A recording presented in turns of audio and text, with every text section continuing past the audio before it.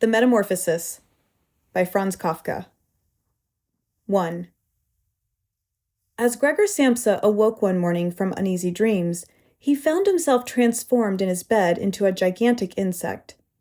He was lying on his hard, as it were armor-plated back, and when he lifted his head a little, he could see his dome-like brown belly divided into stiff arched segments on top of which the bedquilt could hardly keep in position, and was about to slide off completely. His numerous legs, which were pitifully thin compared to the rest of his bulk, waved helplessly before his eyes. "What has happened to me?" he thought. It was no dream. His room, a regular human bedroom, only rather too small, lay quiet between the four familiar walls. Above the table on which a collection of cloth samples was unpacked and spread out, Samsa was a commercial traveler, hung the picture which he had recently cut out of an illustrated magazine and put into a pretty gilt frame. It showed a lady, with a fur cap on and a fur stole, sitting upright and holding out to the spectator a huge fur muff into which the whole of her forearm had vanished.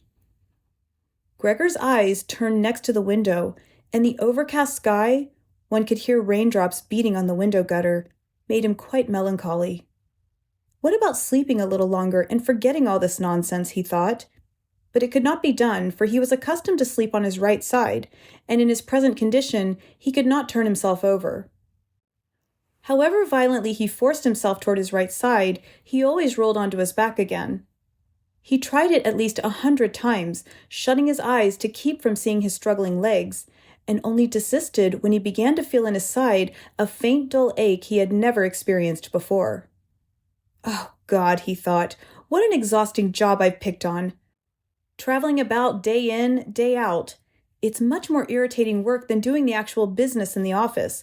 And on top of that, there's the trouble of constant traveling, of worrying about train connections, the bed and irregular meals, casual acquaintances that are always new and never become intimate friends. The devil take it all." He felt a slight itching up on his belly, slowly pushed himself on his back nearer to the top of the bed so that he could lift his head more easily, identified the itching place which was surrounded by many small white spots, the nature of which he could not understand, and made to touch it with a leg, but drew the leg back immediately, for the contact made a cold shiver run through him.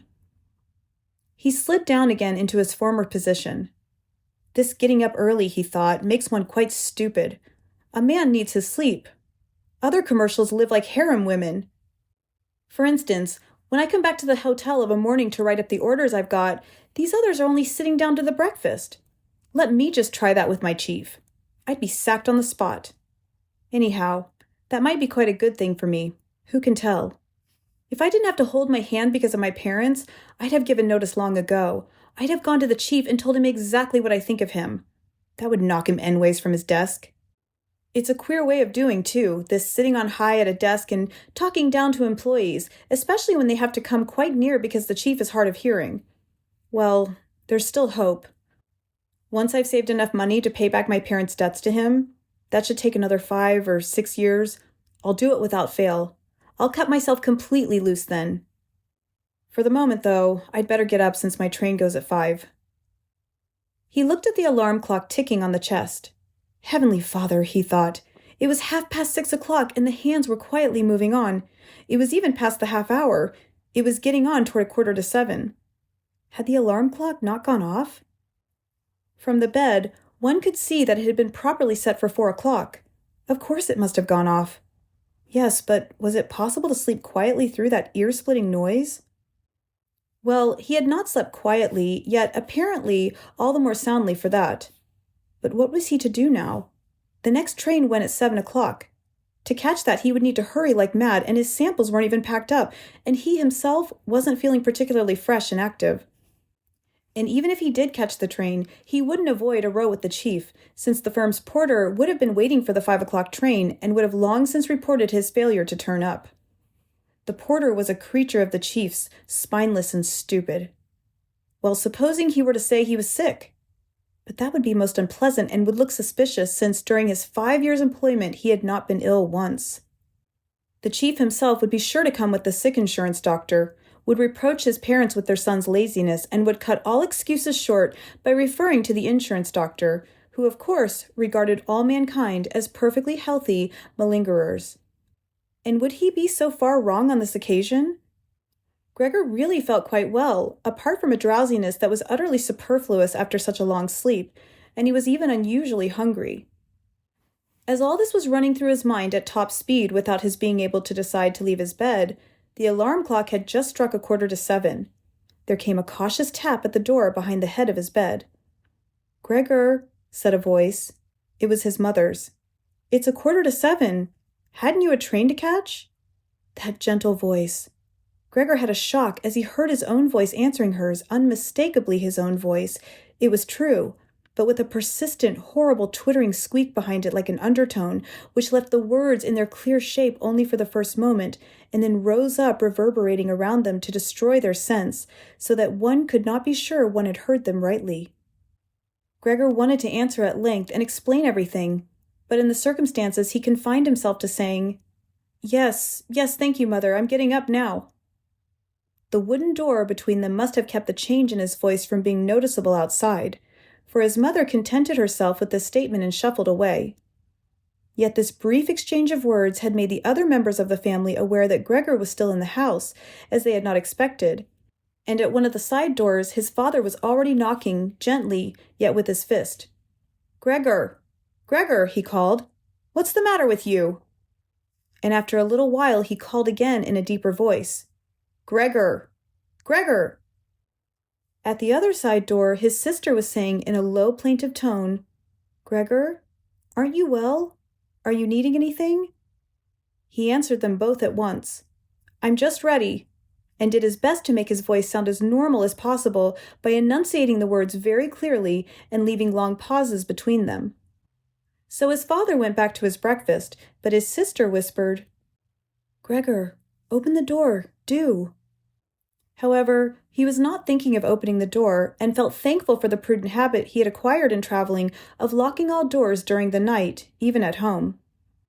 His immediate intention was to get up quietly without being disturbed, to put on his clothes, and above all eat his breakfast, and only then consider what else was to be done, since in bed he was well aware his meditations would come to no sensible conclusion.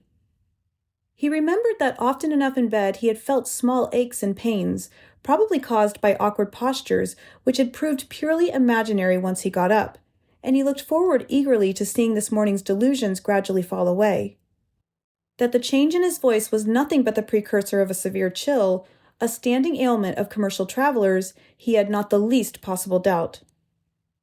To get rid of the quilt was quite easy. He had only to inflate himself a little, and it fell off by itself. But the next move was difficult, especially because he was so uncommonly broad. He would have needed arms and hands to hoist himself up. Instead, he had only the numerous little legs which never stopped waving in all directions, and which he could not control in the least. When he tried to bend one of them, it was the first to stretch itself straight. And did he succeed at last in making it do what he wanted, all the other legs meanwhile waved the more wildly in a high degree of unpleasant agitation. "But what's the use of lying idle in bed?" said Gregor to himself. He thought that he might get out of bed with the lower part of his body first, but this lower part, which he had not yet seen and of which he could form no clear conception, proved too difficult to move. It shifted so slowly, and when finally, almost wild with annoyance, he gathered his forces together and thrust out recklessly, he had miscalculated the direction and bumped heavily against the lower end of the bed, and the stinging pain he felt informed him that precisely this lower part of his body was at the moment probably the most sensitive. So he tried to get the top part of himself out first, and cautiously moved his head toward the edge of the bed. That proved easy enough, and despite its breadth and mass, the bulk of his body at last slowly followed the movement of his head. Still, when he finally got his head free over the edge of the bed, he felt too scared to go on advancing. For after all, if he let himself fall in this way, it would take a miracle to keep his head from being injured. And at all costs, he must not lose consciousness now, precisely now. He would rather stay in bed. But when after a repetition of the same efforts he lay in his former position again, sighing, and watched his little legs struggling against each other more wildly than ever, if that were possible, and saw no way of bringing any order into this arbitrary confusion, he told himself again that it was impossible to stay in bed, and that the most sensible course was to risk everything for the smallest hope of getting away from it. At the same time, he did not forget to remind himself occasionally that cool reflection, the coolest possible, was much better than desperate resolves. In such moments, he focused his eyes as sharply as possible on the window, but unfortunately, the prospect of the morning fog, which muffled even the other side of the narrow street, brought him little encouragement and comfort. 7 o'clock already, he said to himself when the alarm clock chimed again. 7 o'clock already, and still such a thick fog. And for a little while he lay quiet, breathing lightly, as if perhaps expecting such complete repose to restore all things to their real and normal condition. But then he said to himself, "Before it strikes 7:15, I must be quite out of this bed without fail. Anyhow, by that time, someone will have come from the office to ask for me, since it opens before 7. And he set himself to rocking his whole body at once in a regular rhythm, with the idea of swinging it out of the bed. If he tipped himself out in that way, he could keep his head from injury by lifting it at an acute angle when he fell. His back seemed to be hard and was not likely to suffer from a fall on the carpet.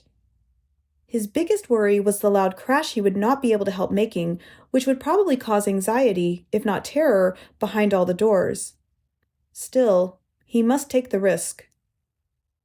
When he was already half out of the bed, the new method was more a game than an effort, for he needed only to hitch himself across by rocking to and fro. It struck him how simple it would be if he could get help. 2 strong people, he thought of his father and the servant girl, would be amply sufficient. They would only have to thrust their arms under his convex back, lever him out of the bed, bend down with their burden, and then be patient enough to let him turn himself right over onto the floor, where it was to be hoped his legs would then find their proper functions. Well, ignoring the fact that the doors were all locked, ought he really to call for help? In spite of his misery, he could not suppress a smile at the very idea of it. He had got so far that he could barely keep his equilibrium when he rocked himself strongly, and he would have to nerve himself very soon for the final decision, since in 5 minutes' time it would be 7:15, when the front doorbell rang. "That's someone from the office," he said to himself, and grew almost rigid, while his little legs only jigged about all the faster. For a moment, everything stayed quiet. "They're not going to open the door," said Gregor to himself, catching at some kind of irrational hope. But then, of course, the servant girl went as usual to the door with her heavy tread and opened it. Gregor needed only to hear the first good morning of the visitor to know immediately who it was. The chief clerk himself. What a fate! To be condemned to work for a firm where the smallest omission at once gave rise to the gravest suspicion. Were all employees in a body nothing but scoundrels? Was there not among them one single loyal, devoted man who, had he wasted only an hour or so of the firm's time in a morning, was so tormented by conscience as to be driven out of his mind and actually incapable of leaving his bed? Wouldn't it really have been sufficient to send an apprentice to inquire, if any inquiry was necessary at all? Did the chief clerk himself have to come and thus indicate to the entire family, an innocent family, that the suspicious circumstance could be investigated by no one less versed in affairs than himself? And more through the agitation caused by these reflections than through any act of will, Gregor swung himself out of bed with all his strength. There was a loud thump, but it was not really a crash. His fall was broken to some extent by the carpet. His back, too, was less stiff than he thought, and so there was merely a dull thud, not so very startling. Only he had not lifted his head carefully enough and had hit it. He turned it and rubbed it on the carpet in pain and irritation. "That was something falling down in there," said the chief clerk in the next room to the left. Gregor tried to suppose to himself that something like what had happened to him today might someday happen to the chief clerk. One really could not deny that it was possible. But as if in brusque reply to this supposition, the chief clerk took a couple of firm steps in the next door room, and his patent leather boots creaked. From the right-hand room, his sister was whispering to inform him of the situation. "Gregor, the chief clerk's here." "I know," muttered Gregor to himself, but he didn't dare to make his voice loud enough for his sister to hear it. "Gregor," said his father now from the left-hand room, "the chief clerk has come and wants to know why you didn't catch the early train. We don't know what to say to him. Besides, he wants to talk to you in person. So open the door, please. He will be good enough to excuse the untidiness of your room." "Good morning, Mr. Samsa," the chief clerk was calling amiably meanwhile. "He's not well," said his mother to the visitor, while his father was still speaking through the door. "He's not well, sir, believe me.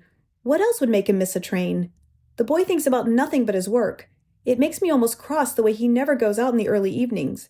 He's been here the last 8 days and has stayed at home every single evening. He just sits there quietly at the table reading a newspaper or looking through railway timetables. The only amusement he gets is doing fretwork. For instance, he spent 2 or 3 evenings cutting out a little picture frame. You would be surprised to see how pretty it is. It's hanging in his room. You'll see it in a minute when Gregor opens the door." "I must say, I'm glad you've come, sir. We should never have got him to unlock the door by ourselves. He's so obstinate, and I'm sure he's unwell, though he wouldn't have it be so this morning." "I'm just coming," said Gregor slowly and carefully, not moving an inch for fear of losing one word of the conversation. "I can't think of any other explanation, madam," said the chief clerk. "I hope it's nothing serious. Although, on the other hand, I must say that we men of business, fortunately or unfortunately, very often simply have to ignore any slight indisposition, since business must be attended to." "Well, can the chief clerk come in now?" asked Gregor's father impatiently, again knocking on the door. "No," said Gregor. In the left-hand room, a painful silence followed this refusal. In the right-hand room, his sister began to sob. Why didn't his sister join the others? She was probably newly out of bed and hadn't even begun to put on her clothes yet. Well, why was she crying? Because he wouldn't get up and let the chief clerk in? Because he was in danger of losing his job? And because the chief would begin dunning his parents again for the old debts? Surely, these were things one didn't need to worry about for the present. Gregor was still at home and not in the least thinking of deserting the family. At the moment, true, he was lying on the carpet, and no one who knew the condition he was in could seriously expect him to admit the chief clerk. But for such a small discourtesy, which could plausibly be explained away somehow later on, Gregor could hardly be dismissed on the spot. And it seemed to Gregor that it would be much more sensible to leave him in peace for the present than to trouble him with tears and entreaties. Still, of course, their uncertainty bewildered them all and excused their behavior. "Mr. Samsa," the chief clerk called now in a louder voice. "What's the matter with you? Here you are, barricading yourself in your room, giving only yes and no for answers, causing your parents a lot of unnecessary trouble and neglecting. I mention this only in passing, neglecting your business duties in an incredible fashion. I am speaking here in the name of your parents and of your chief, and I beg you quite seriously to give me an immediate and precise explanation. You amaze me. You amaze me. I thought you were a quiet, dependable person, and now, all at once, you seem bent on making a disgraceful exhibition of yourself. The chief did hint to me early this morning a possible explanation for your disappearance, with reference to the cash payments that were entrusted to you recently, but I almost pledged my solemn word of honor that this could not be so. But now that I see how incredibly obstinate you are, I no longer have the slightest desire to take your part at all. And your position in the firm is not so unsaleable. I came with the intention of telling you all this in private, but since you are wasting my time so needlessly, I don't see why your parents shouldn't hear it too. For some time past, your work has been most unsatisfactory. This is not the season of the year for a business boom, of course, we admit that, but a season of the year for doing no business at all, that does not exist, Mr. Samsa, must not exist. But sir, cried Gregor, beside himself and in his agitation forgetting everything else, I'm just going to open the door this very minute. A slight illness, an attack of giddiness has kept me from getting up. I'm still lying in bed, but I feel all right again. I'm getting out of bed now. Just give me a moment or two longer. I'm not quite so well as I thought, but I'm all right, really. How a thing like that can suddenly strike one down. Only last night I was quite well, my parents can tell you, or rather, I did have a slight presentiment. I must have showed some sign of it. Why didn't I report it at the office? But one always thinks that an indisposition can be got over without staying in the house. Oh, sir, do spare my parents. All that you're reproaching me with now has no foundation. No one has ever said a word to me about it. Perhaps you haven't looked at the last orders I sent in. Anyhow, I can still catch the 8 o'clock train. I'm much the better for my few hours' rest. Don't let me detain you here, sir. I'll be attending to business very soon, and do be good enough to tell the chief so and to make my excuses to him." And while all this was tumbling out pell-mell and Gregor hardly knew what he was saying, he had reached the chest quite easily, perhaps because of the practice he had had in bed, and was now trying to lever himself upright by means of it. He meant actually to open the door, actually to show himself and speak to the chief clerk. He was eager to find out what the others, after all this insistence, would say at the sight of him. If they were horrified, then the responsibility was no longer his, and he could stay quiet. But if they took it calmly, then he had no reason either to be upset, and could really get to the station for the 8 o'clock train if he hurried. At first, he slipped down a few times from the polished surface of the chest, but at length, with a last heave, he stood upright. He paid no more attention to the pains in the lower part of his body, however they smarted. Then he let himself fall against the back of a nearby chair and clung with his little legs to the edges of it.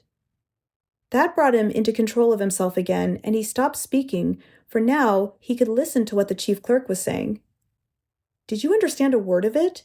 the chief clerk was asking. "Surely he can't be trying to make fools of us." "Oh, dear," cried his mother in tears.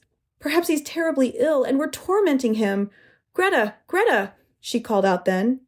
"Yes, mother?" called his sister from the other side. They were calling to each other across Gregor's room. "You must go this minute for the doctor. Gregor is ill. Go for the doctor, quick. Did you hear how he was speaking?" "That was no human voice," said the chief clerk in a voice noticeably low beside the shrillness of the mother's. "Anna! Anna!" His father was calling through the hall to the kitchen, clapping his hands. "Get a locksmith at once!" And the two girls were already running through the hall with a swish of skirts. How could his sister have got dressed so quickly, and were tearing the front door open? There was no sound of its closing again. They had evidently left it open, as one does in houses where some great misfortune has happened. But Gregor was now much calmer. The words he uttered were no longer understandable, apparently, although they seemed clear enough to him, even clearer than before, perhaps because his ear had grown accustomed to the sound of them. Yet at any rate, people now believed that something was wrong with him, and were ready to help him.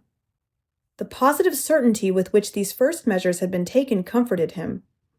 He felt himself drawn once more into the human circle, and hoped for great and remarkable results from both the doctor and the locksmith, without really distinguishing precisely between them. To make his voice as clear as possible for the decisive conversation that was now imminent, he coughed a little, as quietly as he could, of course, since this noise, too, might not sound like a human cough for all he was able to judge. In the next room, meanwhile, there was complete silence.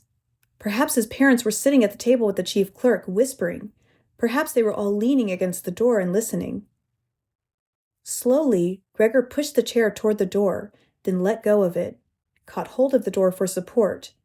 The soles at the end of his little legs were somehow sticky, and rested against it for a moment after his efforts. Then he set himself to turning the key in the lock with his mouth. It seemed, unhappily, that he hadn't really any teeth. What could he grip the key with? But on the other hand, his jaws were certainly very strong. With their help, he did manage to set the key in motion, heedless of the fact that he was undoubtedly damaging them somewhere, since a brown fluid issued from his mouth, flowed over the key, and dripped on the floor. "Just listen to that," said the chief clerk next door. "He's turning the key." That was a great encouragement to Gregor. But they should all have shouted encouragement to him, his father and mother too. "Go on, Gregor," they should have called out. "Keep going. Hold on to that key." And in the belief that they were all following his efforts intently, he clenched his jaws recklessly on the key with all the force at his command. As the turning of the key progressed, he circled around the lock, holding on now only with his mouth, pushing on the key as required, or pulling it down again with all the weight of his body. The louder click of the finally yielding lock literally quickened Gregor. With a deep breath of relief, he said to himself, "So I didn't need the locksmith," and laid his head on the handle to open the door wide. Since he had to pull the door toward him, he was still invisible when it was really wide open. He had to edge himself slowly around the near half of the double door, and to do it very carefully if he was not to fall plump upon his back just on the threshold. He was still carrying out this difficult maneuver, with no time to observe anything else, when he heard the chief clerk utter aloud, "Oh!" It sounded like a gust of wind, And now he could see the man, standing as he was nearest to the door, clapping one hand before his open mouth and slowly backing away as if driven by some invisible steady pressure. His mother, in spite of the chief clerk's being there, her hair was still undone and sticking up in all directions, first clasped her hands and looked at his father, then took 2 steps toward Gregor and fell on the floor among her outspread skirts, her face quite hidden on her breast.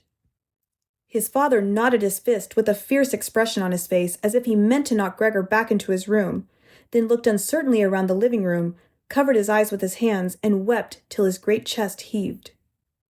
Gregor did not go now into the living room, but leaned against the inside of the firmly shut wing of the door, so that only half his body was visible, and his head above it bending sideways to look at the others. The light had meanwhile strengthened. On the other side of the street, one could see clearly a section of the endlessly long, dark gray building opposite. It was a hospital, abruptly punctured by its row of regular windows. The rain was still falling, but only in large, singly discernible and literally singly splashing drops. The breakfast dishes were set out on the table lavishly, for breakfast was the most important meal of the day to Gregor's father, who lingered it out for hours over various newspapers. Right opposite Gregor on the wall hung a photograph of himself in military service as a lieutenant, hand on sword, a carefree smile on his face, inviting one to respect his uniform and military bearing. The door leading to the hall was open, and one could see that the front door stood open too, showing the landing beyond and the beginning of the stairs going down. "Well," said Gregor, knowing perfectly that he was the only one who had retained any composure, "I'll put my clothes on at once, pack up my samples, and start off. Will you only let me go? You see, sir, I'm not obstinate, and I'm willing to work. Traveling is a hard life, but I couldn't live without it. Where are you going, sir? To the office? Yes? Will you give a true account of all this?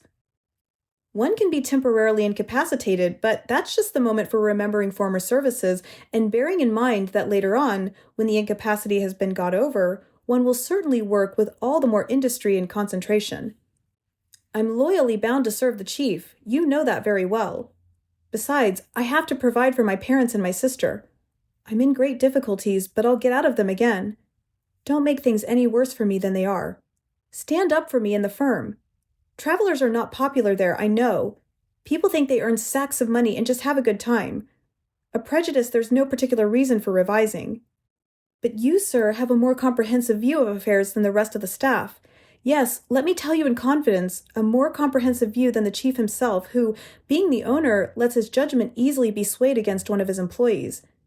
And you know very well that the traveler, who is never seen in the office almost the whole year around, can so easily fall a victim to gossip and ill luck and unfounded complaints, which he mostly knows nothing about, except when he comes back exhausted from his rounds, and only then suffers in person from their evil consequences, which he can no longer trace back to the original causes. Sir, don't go away without a word to me to show that you think me in the right at least to some extent." But at Gregor's very first words, the chief clerk had already backed away and only stared at him with parted lips over one twitching shoulder. And while Gregor was speaking, he did not stand still one moment, but stole away toward the door without taking his eyes off Gregor, yet only an inch at a time, as if obeying some secret injunction to leave the room. He was already at the hall, and the suddenness with which he took his last step out of the living room would have made one believe he had burned the sole of his foot. Once in the hall, he stretched his right arm before him toward the staircase, as if some supernatural power were waiting there to deliver him. Gregor perceived that the chief clerk must on no account be allowed to go away in this frame of mind if his position in the firm were not to be endangered to the utmost. His parents did not understand this so well. They had convinced themselves in the course of years that Gregor was settled for life in this firm, and besides, they were so preoccupied with their immediate troubles that all foresight had forsaken them. Yet Gregor had this foresight. The chief clerk must be detained, soothed, persuaded, and finally won over. The whole future of Gregor and his family depended on it. If only his sister had been there. She was intelligent. She had begun to cry while Gregor was still lying quietly on his back. And no doubt the chief clerk, so partial to ladies, would have been guided by her. She would have shut the door of the flat and in the hall talked him out of his horror. But she was not there, and Gregor would have to handle the situation himself. And without remembering that he was still unaware what powers of movement he possessed, without even remembering that his words in all possibility, indeed in all likelihood, would again be unintelligible, he let go the wing of the door, pushed himself through the opening, started to walk toward the chief clerk, who was already ridiculously clinging with both hands to the railing on the landing. But immediately, as he was feeling for a support, he fell down with a little cry upon all his numerous legs. Hardly was he down when he experienced for the first time this morning a sense of physical comfort. His legs had firm ground under them. They were completely obedient, as he noted with joy. They even strove to carry him forward in whatever direction he chose, and he was inclined to believe that a final relief from all his sufferings was at hand. But in the same moment as he found himself on the floor, rocking with suppressed eagerness to move, not far from his mother, indeed just in front of her, she, who had seemed so completely crushed, sprang all at once to her feet, her arms and fingers outspread, and cried, "Help! For God's sake, help!" Bent her head down as if to see Gregor better, yet on the contrary kept backing senselessly away, had quite forgotten that the laden table stood behind her, sat upon it hastily as if in absence of mind when she bumped into it, and seemed altogether unaware that the big coffee pot beside her was upset and pouring coffee in a flood over the carpet. "Mother, Mother," said Gregor in a low voice, and looked up at her. The chief clerk, for the moment, had quite slipped from his mind. Instead, he could not resist snapping his jaws together at the sight of the streaming coffee. That made his mother scream again. She fled from the table and fell into the arms of his father, who hastened to catch her. But Gregor had now no time to spare for his parents. The chief clerk was already on the stairs. With his chin on the banisters, he was taking one last backward look. Gregor made a spring, to be as sure as possible of overtaking him. The chief clerk must have divined his intention, for he leaped down several steps and vanished. He was still yelling, "Ugh!" and it echoed through the whole staircase. Unfortunately, the flight of the chief clerk seemed completely to upset Gregor's father, who had remained relatively calm until now. For instead of running after the man himself, or at least not hindering Gregor in his pursuit, he seized in his right hand the walking stick that the chief clerk had left behind on a chair, together with a hat and greatcoat, snatched in his left hand a large newspaper from the table, and began stamping his feet and flourishing the stick and the newspaper to drive Gregor back into his room. No entreaty of Gregor's availed. Indeed, no entreaty was even understood. However humbly he bent his head, his father only stamped on the floor the more loudly. Behind his father, his mother had torn open a window, despite the cold weather, and was leaning far out of it with her face in her hands. A strong draught set in from the street to the staircase. The window curtains blew in. The newspapers on the table fluttered. Stray pages whisked over the floor. Pitilessly, Gregor's father drove him back, hissing and crying, "Shoo!" like a savage. But Gregor was quite unpracticed in walking backwards. It really was a slow business. If he only had a chance to turn around, he could get back to his room at once. But he was afraid of exasperating his father by the slowness of such a rotation, and at any moment the stick in his father's hand might hit him a fatal blow on the back or on the head.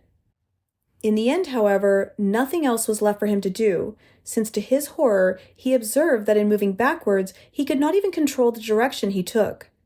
And so, keeping an anxious eye on his father all the time over his shoulder, he began to turn around as quickly as he could, which was, in reality, very slowly. Perhaps his father noted his good intentions, for he did not interfere except every now and then to help him in the maneuver from a distance with the point of the stick. If only he would have stopped making that unbearable hissing noise, it made Gregor quite lose his head. He had turned almost completely around when the hissing noise so distracted him that he even turned a little the wrong way again. But when at last his head was fortunately right in front of the doorway, it appeared that his body was too broad simply to get through the opening. His father, of course, in his present mood, was far from thinking of such a thing as opening the other half of the door, to let Gregor have enough space.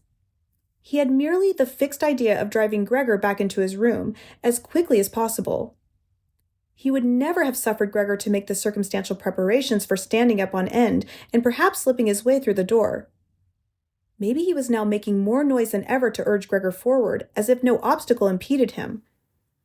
To Gregor, anyhow, the noise in his rear sounded no longer like the voice of one single father. This was really no joke, and Gregor thrust himself, come what might, into the doorway.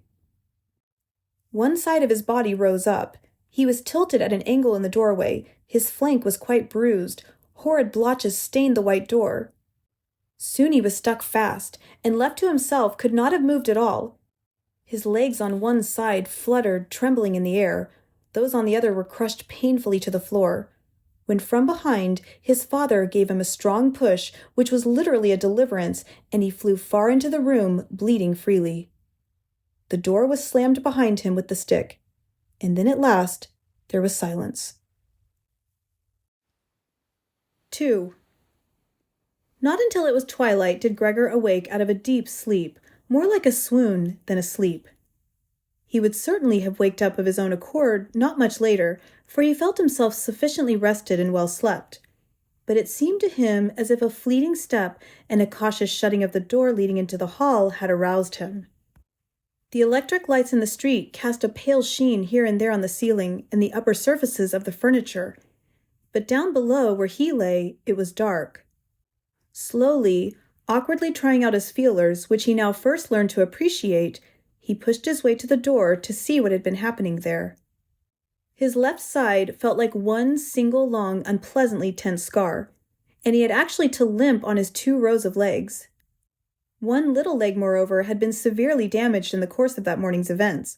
It was almost a miracle that only one had been damaged, and trailed uselessly behind him. He had reached the door before he discovered what had really drawn him to it: the smell of food. For there stood a basin filled with fresh milk in which floated little sops of white bread. He could almost have laughed with joy, since he was now still hungrier than in the morning, and he dipped his head almost over the eyes straight into the milk. But soon, in disappointment, he withdrew it again. Not only did he find it difficult to feed because of his tender left side, and he could only feed with the palpitating collaboration of his whole body, he did not like the milk either, although milk had been his favorite drink, and that was certainly why his sister had set it there for him. Indeed, it was almost with repulsion that he turned away from the basin and crawled back to the middle of the room.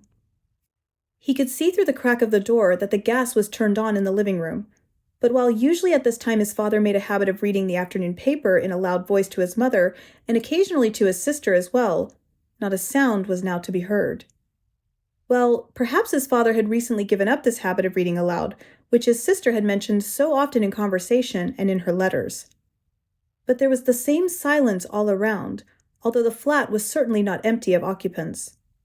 "What a quiet life our family has been leading," said Gregor to himself, and as he sat there motionless staring into the darkness, he felt great pride in the fact that he had been able to provide such a life for his parents and sister in such a fine flat. But what if all the quiet, the comfort, the contentment were now to end in horror? To keep himself from being lost in such thoughts, Gregor took refuge in movement and crawled up and down the room. Once, during the long evening, one of the side doors was opened a little and quickly shut again. Later, the other side door, too. Someone had apparently wanted to come in and then thought better of it. Gregor now stationed himself immediately before the living room door, determined to persuade any hesitating visitor to come in, or at least to discover who it might be. But the door was not opened again, and he waited in vain. In the early morning, when the doors were locked, they had all wanted to come in. Now that he had opened one door and the other had apparently been opened during the day, no one came in, and even the keys were on the other side of the doors. It was late at night before the gas went out in the living room, and Gregor could easily tell that his parents and his sister had all stayed awake until then, for he could clearly hear the 3 of them stealing away on tiptoe. No one was likely to visit him, not until the morning, that was certain. So he had plenty of time to meditate at his leisure on how he was to arrange his life afresh. But the lofty, empty room in which he had to lie flat on the floor filled him with an apprehension he could not account for, since it had been his very own room for the past 5 years. And with a half-unconscious action, not without a slight feeling of shame, he scuttled under the sofa where he felt comfortable at once, although his back was a little cramped, and he could not lift his head up, and his only regret was that his body was too broad to get the whole of it under the sofa. He stayed there all night, spending the time partly in a light slumber, from which his hunger kept waking him up with a start, and partly in worrying and sketching vague hopes, which all led to the same conclusion, that he must lie low for the present, and by exercising patience and the utmost consideration, help the family to bear the inconvenience he was bound to cause them in his present condition. Very early in the morning, it was still almost night, Gregor had the chance to test the strength of his new resolutions, for his sister, nearly fully dressed, opened the door from the hall and peered in. She did not see him at once, yet when she caught sight of him under the sofa, well, he had to be somewhere, he couldn't have flown away, could he? She was so startled that without being able to help it, she slammed the door shut again. But as if regretting her behavior, she opened the door again immediately and came in on tiptoe, as if she were visiting an invalid or even a stranger. Gregor had pushed his head forward to the very edge of the sofa and watched her. Would she notice that he had left the milk standing, and not for lack of hunger, and would she bring in some other kind of food more to his taste? If she did not do it of her own accord, he would rather starve than draw her attention to the fact, although he felt a wild impulse to dart out from under the sofa, throw himself at her feet, and beg her for something to eat. But his sister at once noticed, with surprise, that the basin was still full, except for a little milk that had been spilled all around it. She lifted it immediately, not with her bare hands, true, but with a cloth, and carried it away. Gregor was wildly curious to know what she would bring instead, and made various speculations about it. Yet what she actually did next, in the goodness of her heart, he could never have guessed at. To find out what he liked, she brought him a whole selection of food, all set out on an old newspaper. There were old, half-decayed vegetables, bones from last night's supper covered with a white sauce that had thickened, some raisins and almonds, a piece of cheese that Gregor would have called uneatable 2 days ago, a dry roll of bread, a buttered roll, and a roll both buttered and salted. Besides all that, she set down again the same basin, into which she had poured some water, and which was apparently to be reserved for his exclusive use. And with fine tact, knowing that Gregor would not eat in her presence, she withdrew quickly and even turned the key, to let him understand that he could take his ease as much as he liked. Gregor's legs all whizzed toward the food. His wounds must have healed completely, moreover, for he felt no disability, which amazed him and made him reflect how much more than a month ago he had cut one finger a little with a knife and had still suffered pain from the wound only the day before yesterday. Am I less sensitive now, he thought, and sucked greedily at the cheese, which, above all the other edibles, attracted him at once and strongly. One after another, and with tears of satisfaction in his eyes, he quickly devoured the cheese, the vegetables, and the sauce. The fresh food, on the other hand, had no charms for him. He could not even stand the smell of it, and actually dragged away to some little distance the things he could eat. He had long finished his meal and was only lying lazily on the same spot when his sister turned the key slowly as a sign for him to retreat. That roused him at once, although he was nearly asleep, and he hurried under the sofa again. But it took considerable self-control for him to stay under the sofa, even for the short time his sister was in the room, since the large meal had swollen his body somewhat, and he was so cramped he could hardly breathe. Slight attacks of breathlessness afflicted him, and his eyes were starting a little out of his head as he watched his unsuspecting sister sweeping together with a broom not only the remains of what he had eaten, but even the things he had not touched, as if these were now of no use to anyone, and hastily shoveling it all into a bucket, which she covered with a wooden lid and carried away. Hardly had she turned her back when Gregor came from under the sofa and stretched and puffed himself out. In this manner, Gregor was fed, once in the early morning while his parents and the servant girl were still asleep, and a second time after they had all had their midday dinner, for then his parents took a short nap and the servant girl could be sent out on some errand or other by his sister. Not that they would have wanted him to starve, of course, but perhaps they could not have borne to know more about his feeding than from hearsay. Perhaps, too, his sister wanted to spare them such little anxieties whenever possible, since they had quite enough to bear as it was. Under what pretext the doctor and the locksmith had been got rid of that first morning, Gregor could not discover, for since what he said was not understood by the others, it never struck any of them, not even his sister, that he could understand what they said. And so whenever his sister came into the room, he had to content himself with hearing her utter only a sigh now and then, and an occasional appeal to the saints. Later on, when she had got a little used to the situation, of course she never got completely used to it, she sometimes threw out a remark which was kindly meant or could be so interpreted. "Well, he liked his dinner today," she would say when Gregor had made a good clearance of his food. And when he had not eaten, which gradually happened more and more often, she would say, almost sadly, Everything's been left standing again.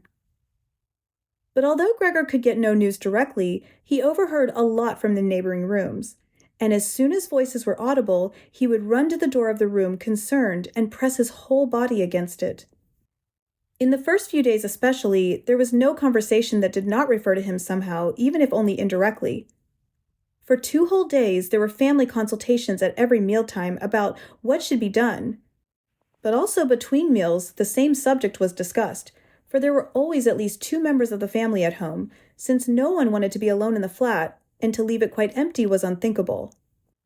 And on the very first of these days, the household cook, it was not clear what and how much she knew of the situation, went down on her knees to his mother and begged leave to go, and when she departed, a quarter of an hour later, gave thanks for her dismissal with tears in her eyes, as if for the greatest benefit that could have been conferred on her, and without any prompting, swore a solemn oath that she would never say a single word to anyone about what had happened. Now Gregor's sister had to cook too, helping her mother. True, the cooking did not amount to much, for they ate scarcely anything. Gregor was always hearing one of the family vainly urging another to eat and getting no answer but, "Thanks, I've had all I want," or something similar. Perhaps they drank nothing either. Time and again, his sister kept asking his father if he wouldn't like some beer and offered kindly to go and fetch it herself. And when he made no answer, suggested that she could ask the concierge to fetch it so that he need feel no sense of obligation.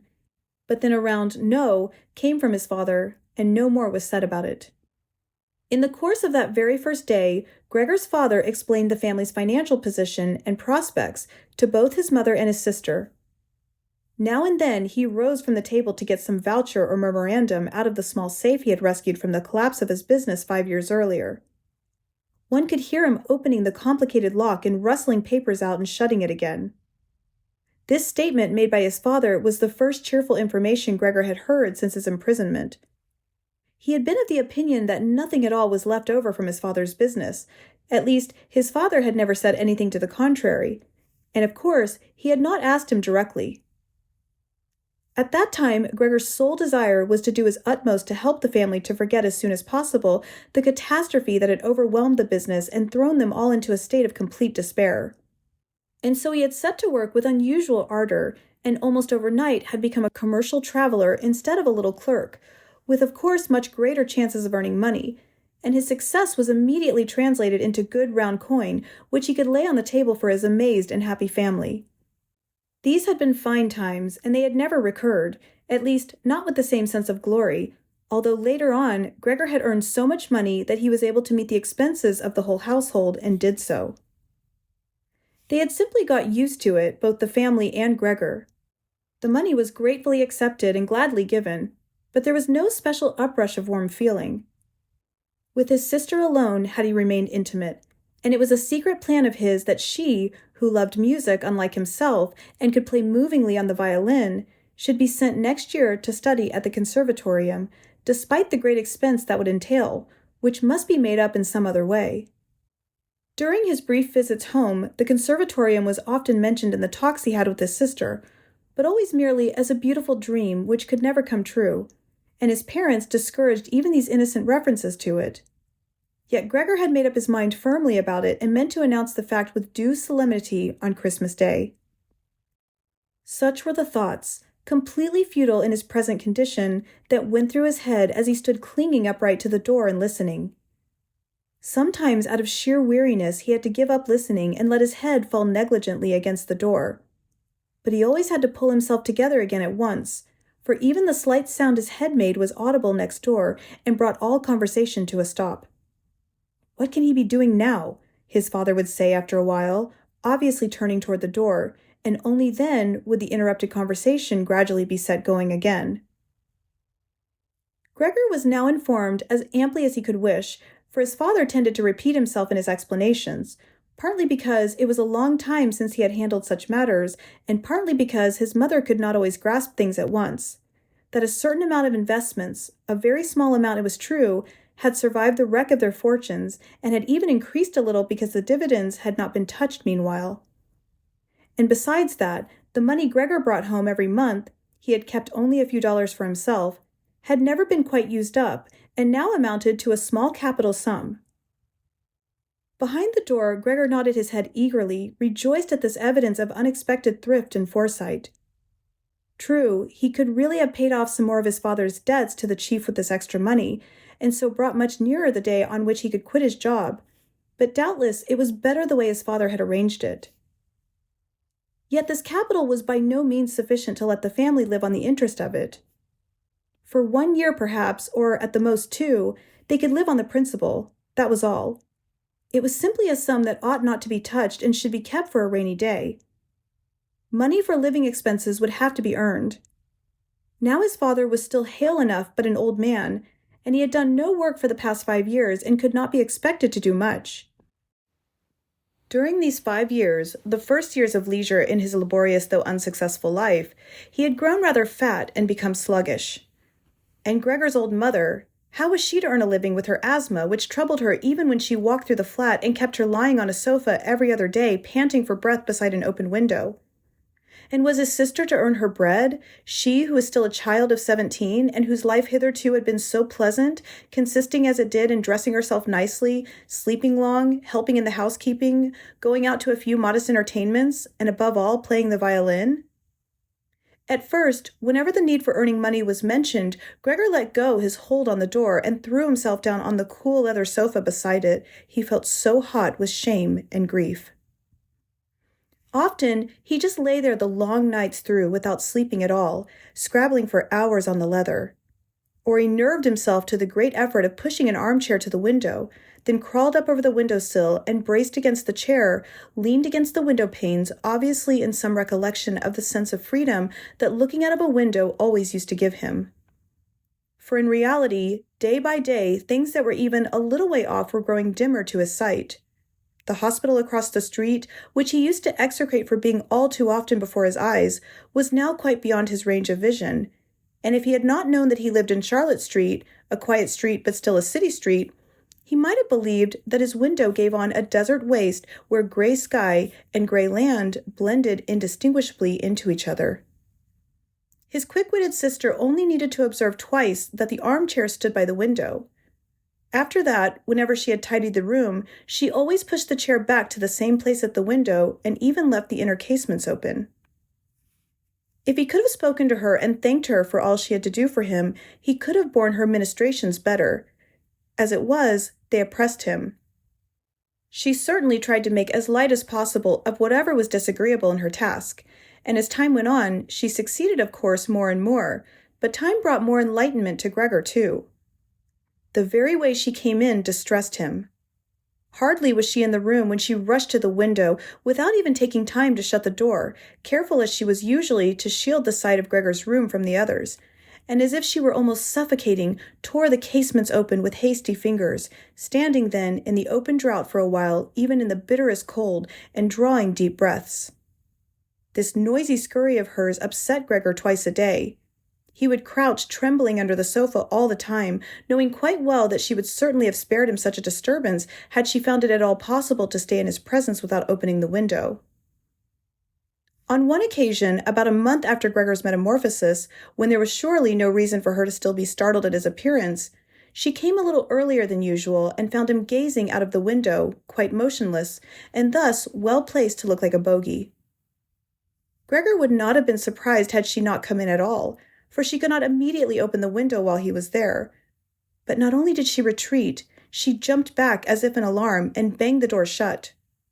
A stranger might well have thought that he had been lying in wait for her there, meaning to bite her. Of course, he hid himself under the sofa at once, but he had to wait until midday before she came again, and she seemed more ill at ease than usual. This made him realize how repulsive the sight of him still was to her, and that it was bound to go on being repulsive, and what an effort it must cost her not to run away even from the sight of the small portion of his body that stuck out from under the sofa. In order to spare her that, therefore, one day he carried a sheet on his back to the sofa. It cost him 4 hours' labor, and arranged it there in such a way as to hide him completely, so that even if she were to bend down, she would not see him. Had she considered the sheet unnecessary, she would certainly have stripped it off the sofa again, for it was clear enough that this curtaining and confining of himself was not likely to conduce to Gregor's comfort, but she left it where it was, and Gregor even fancied that he caught a thankful glance from her eye when he lifted the sheet carefully a very little with his head to see how she was taking the new arrangement. For the first fortnight, his parents could not bring themselves to the point of entering his room, and he often heard them expressing their appreciation of his sister's activities, whereas formerly they had frequently scolded her for being, as they thought, a somewhat useless daughter. But now both of them often waited outside the door, his father and his mother, while his sister tidied his room, and as soon as she came out, she had to tell them exactly how things were in the room, what Gregor had eaten, how he had conducted himself this time, and whether there was not perhaps some slight improvement in his condition. His mother, moreover, began relatively soon to want to visit him, but his father and sister dissuaded her at first with arguments which Gregor listened to very attentively and altogether approved. Later, however, she had to be held back by main force, and when she cried out, "Do let me in to Gregor, he is my unfortunate son. Can't you understand that I must go to him?" Gregor thought that it might be well to have her come in, not every day, of course, but perhaps once a week. She understood things, after all, much better than his sister, who was only a child despite the efforts she was making, and had perhaps taken on so difficult a task merely out of childish thoughtlessness. Gregor's desire to see his mother was soon fulfilled. During the daytime, he did not want to show himself at the window, out of consideration for his parents, but he could not crawl very far around the few square yards of floor space he had, nor could he bear lying quietly at rest all during the night, while he was fast losing any interest he had ever taken in food, so that for mere recreation he had formed the habit of crawling crisscross over the walls and ceiling. He especially enjoyed hanging suspended from the ceiling. It was much better than lying on the floor. One could breathe more freely. One's body swung and rocked lightly, and in the almost blissful absorption induced by the suspension, it could happen to his own surprise that he let go and fell plump on the floor. Yet he now had his body much better under control than formerly, and even such a big fall did him no harm. His sister at once remarked the new distraction Gregor had found for himself. He left traces behind him of the sticky stuff on his soles wherever he crawled, and she got the idea in her head of giving him as wide a field as possible to crawl in, and of removing the pieces of furniture that hindered him, above all, the chest of drawers and the writing table. But that was more than she could manage all by herself. She did not dare ask her father to help her. And as for the servant girl, a young creature of 16 who had had the courage to stay on after the cook's departure, she could not be asked to help, for she had begged as a special favor that she might keep the kitchen door locked and open it only on a definite summons. So there was nothing left but to apply to her mother at an hour when her father was out. And the old lady did come, with exclamations of joyful eagerness, which, however, died away at the door of Gregor's room. Gregor's sister, of course, went in first, to see that everything was in order before letting her mother enter. In great haste, Gregor pulled the sheet lower and rucked it more in folds, so that it really looked as if it had been thrown accidentally over the sofa. And this time he did not peer out from under it. He renounced the pleasure of seeing his mother on this occasion, and was only glad that she had come at all. "Come in. He's out of sight," said his sister, obviously leading her mother in by the hand. Gregor could now hear the two women struggling to shift the heavy old chest from its place, and his sister claiming the greater part of the labor for herself, without listening to the admonitions of her mother, who feared she might overstrain herself. It took a long time. After at least a quarter of an hour's tugging, his mother objected that the chest had better be left where it was, for in the first place it was too heavy and could never be got out before his father came home, and standing in the middle of the room like that, it would only hamper Gregor's movements, while in the second place, it was not at all certain that removing the furniture would be doing a service to Gregor. She was inclined to think to the contrary. The sight of the naked walls made her own heart heavy, and why shouldn't Gregor have the same feeling, considering that he had been used to his furniture for so long and might feel forlorn without it? "And doesn't it look," she concluded in a low voice. In fact, she had been almost whispering all the time, as if to avoid letting Gregor, whose exact whereabouts she did not know, hear even the tones of her voice, for she was convinced that he could not understand her words. "Doesn't it look as if we were showing him, by taking away his furniture, that we have given up hope of his ever getting better and are just leaving him coldly to himself? I think it would be best to keep his room exactly as it has always been, so that when he comes back to us, he will find everything unchanged and be able all the more easily to forget what has happened in between." On hearing these words from his mother, Gregor realized that the lack of all direct human speech for the past 2 months, together with the monotony of family life, must have confused his mind. Otherwise, he could not account for the fact that he had quite earnestly looked forward to having his room emptied of furnishing. Did he really want his warm room, so comfortably fitted with old family furniture, to be turned into a naked den in which he would certainly be able to crawl unhampered in all directions, but at the price of shedding simultaneously all recollection of his human background? He had indeed been so near the brink of forgetfulness that only the voice of his mother, which he had not heard for so long, had drawn him back from it. Nothing should be taken out of his room. Everything must stay as it was. He could not dispense with the good influence of the furniture on his state of mind. And even if the furniture did hamper him in his senseless crawling around and around, that was no drawback but a great advantage. Unfortunately, his sister was of the contrary opinion.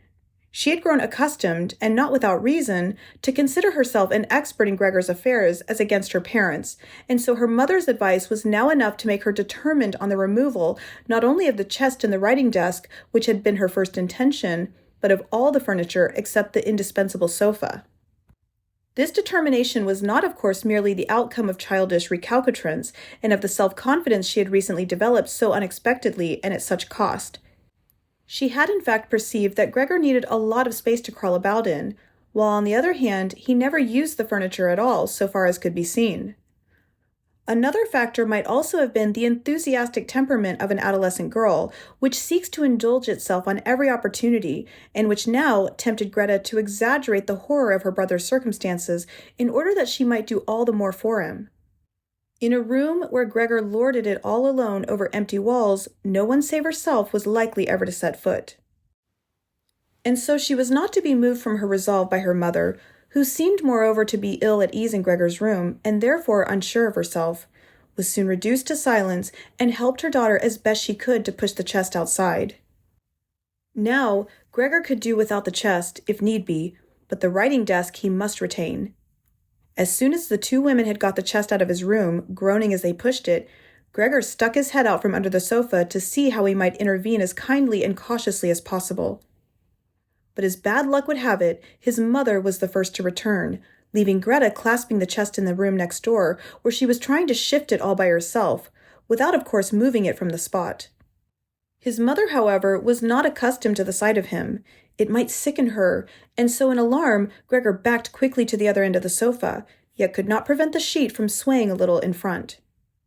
That was enough to put her on the alert. She paused, stood still for a moment, and then went back to Grete.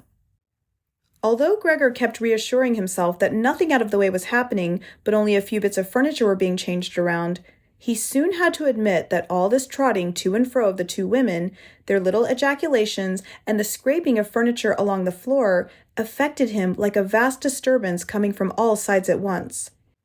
And however much he tucked in his head and legs and cowered to the very floor, he was bound to confess that he would not be able to stand it for long. They were clearing his room out, taking away everything he loved. The chest in which he kept his fret saw and other tools was already dragged off.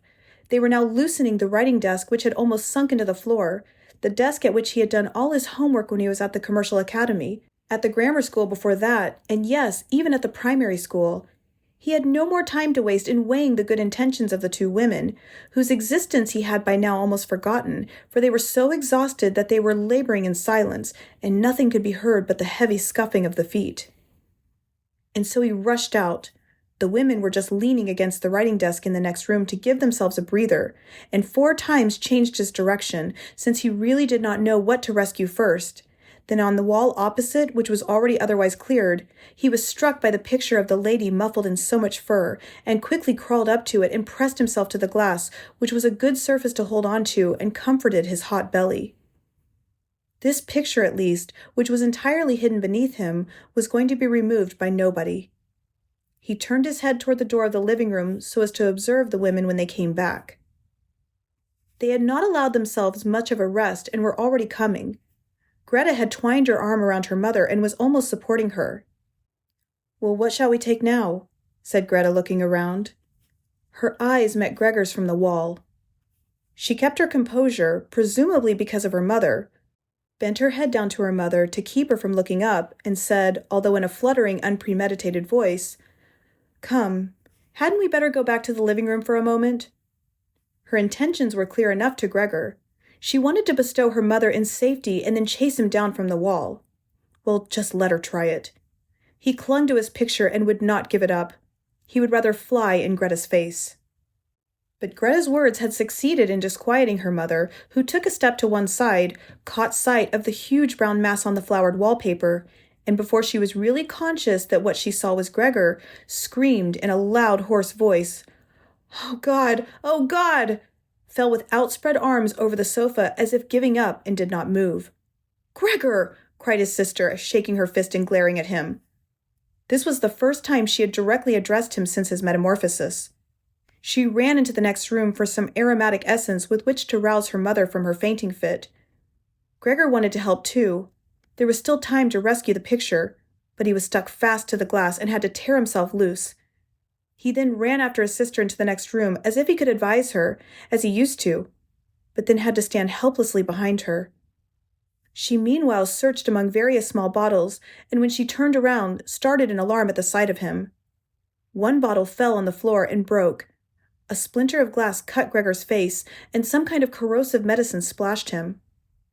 Without pausing a moment longer, Grete gathered up all the bottles she could carry and ran to her mother with them.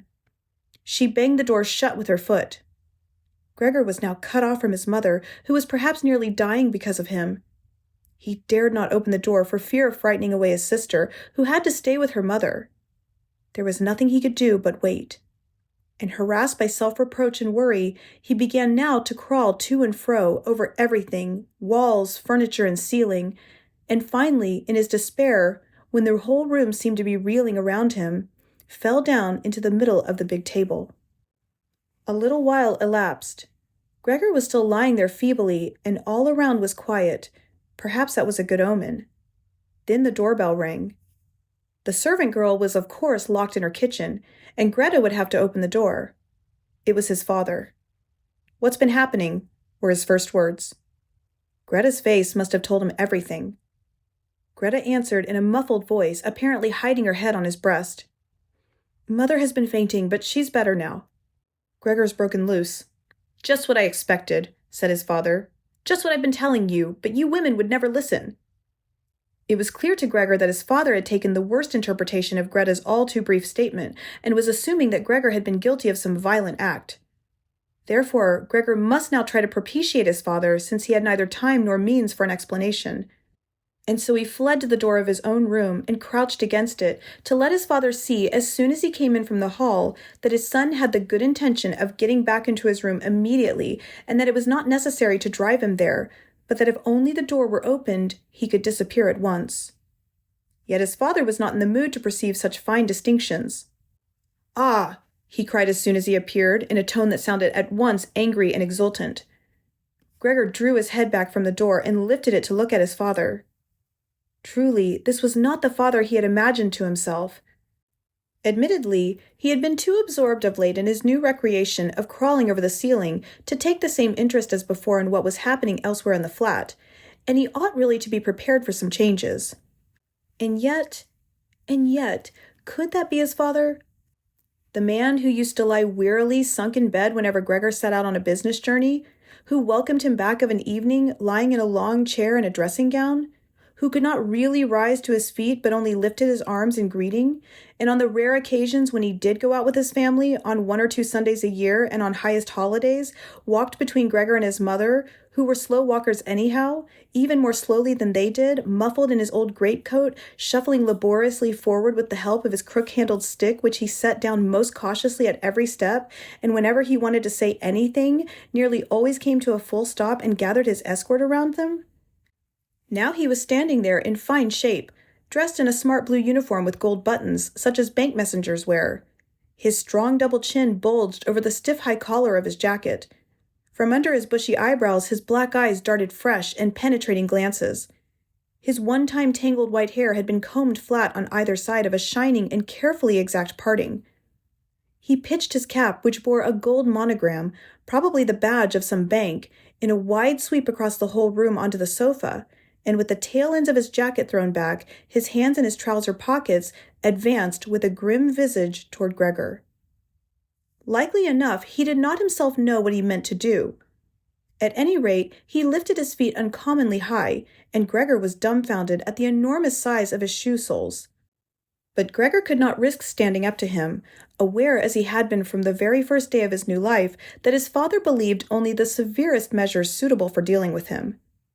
And so he ran before his father, stopping when he stopped and scuttling forward again when his father made any kind of move. In this way, they circled the room several times without anything decisive happening. Indeed, the whole operation did not even look like a pursuit because it was carried out so slowly. And so Gregor did not leave the floor, for he feared that his father might take as a piece of peculiar wickedness any excursion of his over the walls or the ceiling. All the same, he could not stay this course much longer, for while his father took one step, he had to carry out a whole series of movements. He was already beginning to feel breathless, just as in his former life his lungs had not been very dependable.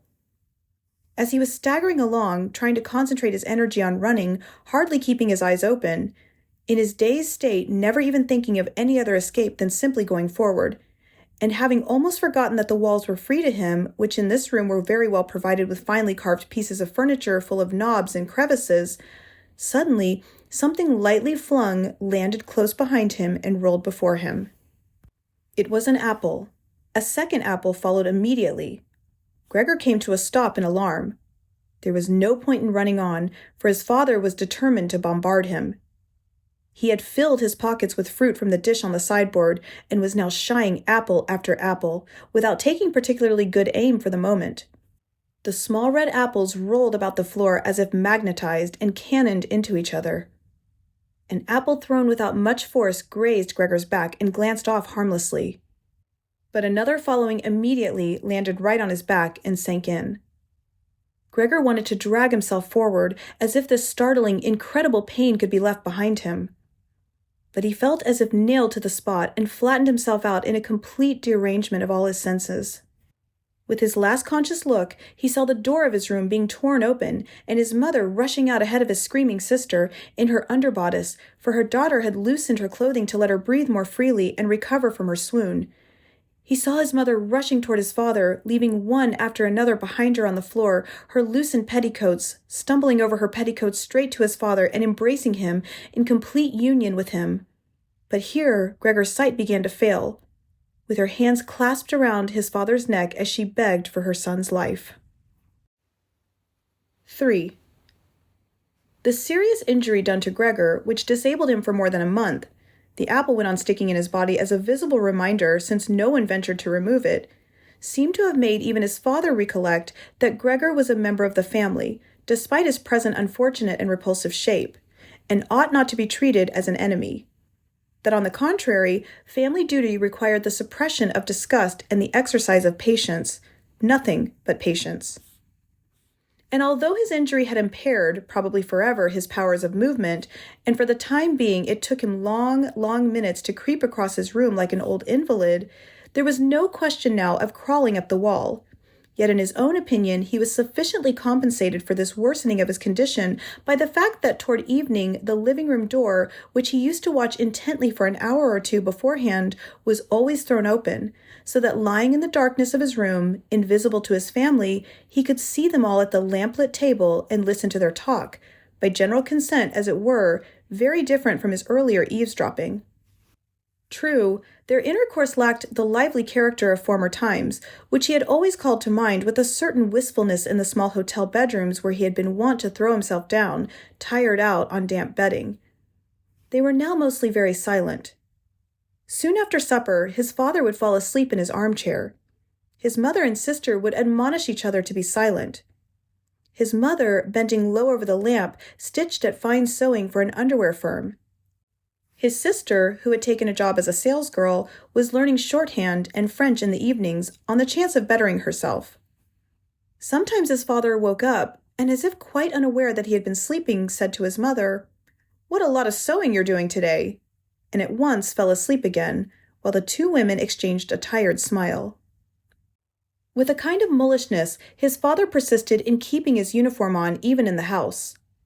His dressing gown hung uselessly on its peg, and he slept fully dressed where he sat, as if he were ready for service at any moment, and even here only at the beck and call of his superior.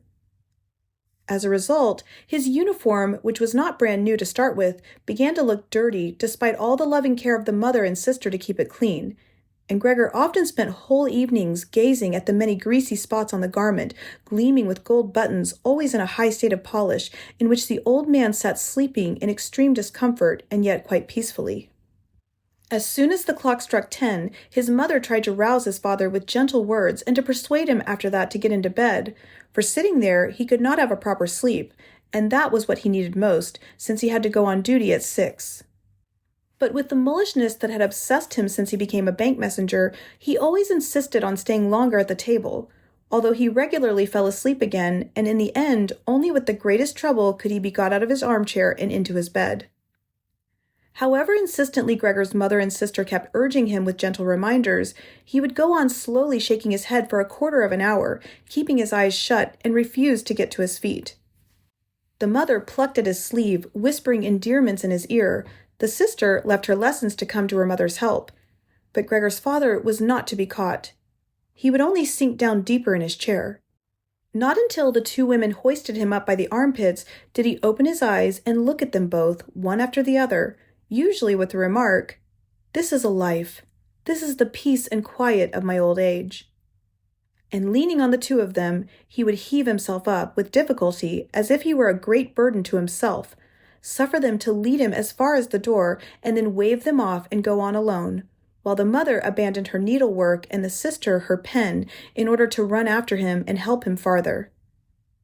Who could find time in this overworked and tired-out family to bother about Gregor more than was absolutely needful? The household was reduced more and more. The servant girl was turned off. A gigantic bony charwoman with white hair flying around her head came in morning and evening to do the rough work. Everything else was done by Gregor's mother, as well as great piles of sewing. Even various family ornaments, which his mother and sister used to wear with pride at parties and celebrations, had to be sold, as Gregor discovered of an evening from hearing them all discuss the prices obtained. But what they lamented most was the fact that they could not leave the flat, which was much too big for their present circumstances, because they could not think of any way to shift Gregor. Yet Gregor saw well enough that consideration for him was not the main difficulty preventing the removal, for they could have easily shifted him in some suitable box with a few air holes in it. What really kept them from moving into another flat was rather their own complete hopelessness and the belief that they had been singled out for a misfortune such as had never happened to any of their relations or acquaintances. They fulfilled to the uttermost all that the world demands of poor people. The father fetched breakfast for the small clerks in the bank. The mother devoted her energy to making underwear for strangers. The sister trotted to and fro behind the counter at the behest of customers. But more than this, they had not the strength to do. And the wound in Gregor's back began to nag at him afresh when his mother and sister, after getting his father into bed, came back again, left their work lying, drew close to each other, and sat cheek by cheek. When his mother, pointing toward his room, said, "Shut that door now, Grete," and he was left again in darkness, while next door the women mingled their tears or perhaps sat dry-eyed staring at the table. Gregor hardly slept at all by night or by day.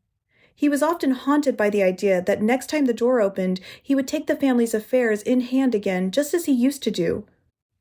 Once more, after this long interval, there appeared in his thoughts the figures of the chief and the chief clerk, the commercial travelers and the apprentices, the porter who was so dull-witted, 2 or 3 friends in other firms, a chambermaid in one of the rural hotels, a sweet and fleeting memory, a cashier in a milliner's shop whom he had wooed earnestly but too slowly. They all appeared, together with strangers or people he had quite forgotten. But instead of helping him and his family, they were one and all unapproachable, and he was glad when they vanished. At other times, he would not be in the mood to bother about his family. He was only filled with rage at the way they were neglecting him, and although he had no clear idea of what he might care to eat, he would make plans for getting into the larder to take the food that was after all his due, even if he were not hungry.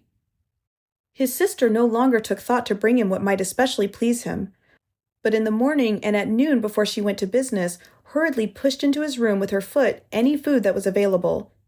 and in the evening cleared it out again with one sweep of the broom, heedless of whether it had been merely tasted or, as most frequently happened, left untouched.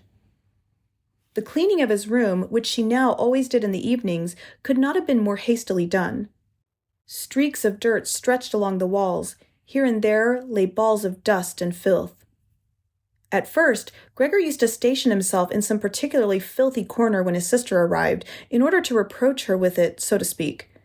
But he could have sat there for weeks without getting her to make any improvement.